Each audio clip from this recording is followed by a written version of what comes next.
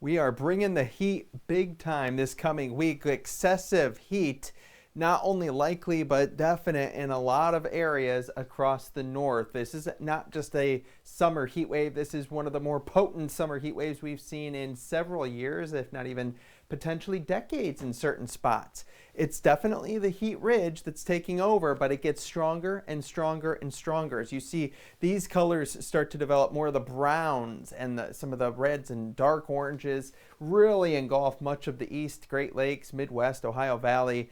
And this is going to be potent until you go way into a week or so out. Then you start to get a little troughing. We should get a break from the major heat by Monday or Tuesday of the next week. So we're talking a full week of dealing with this. Right now, I mean, it's nice. It's lower to middle 80s in a lot of spots, still some 70s out there. The big heat is off towards the middle of the country, but it's not even really formed that much yet. It's going to get its act together.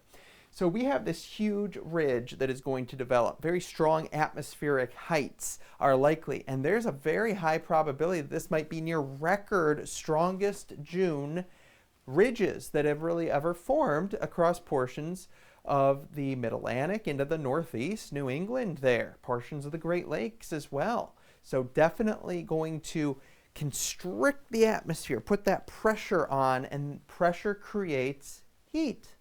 So very hot indeed.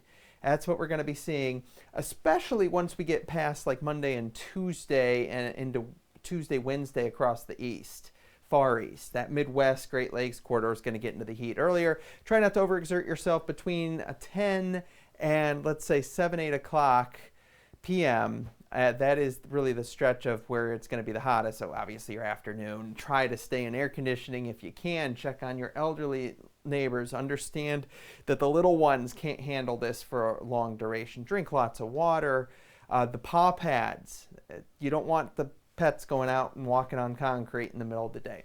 So we don't really have too much rain in the forecast because of how strong this high pressure area is going to be. You'll notice there's going to be rain showers and some thunderstorms that will form on the periphery of this big ridge. After the warm front lifts north, it's well off towards the north and west. You just get a couple to bubble up here and there, and they'll be isolated or scattered chances at best. But because of this big column of very warm air and all this high pressure, thunderstorms need cold air aloft, and they're just not going to be able to really grow and take advantage of that. So it's just a very isolated, scattered nature. The organized stuff staying generally well off towards the north and west. Besides a little isolated action here and there, got a little better chances maybe as we go towards next Sunday and Monday. But this week is just heat and mainly dry as well. So those are a couple of things to really keep an eye on at this point. Is it going to cool down after that? No, unfortunately. Big time warm weather, well above average, generally continues into that 6 to 10 day period. So even a little bit into that following week, we're only going to maybe have a couple days break, and it's going to be pretty hot.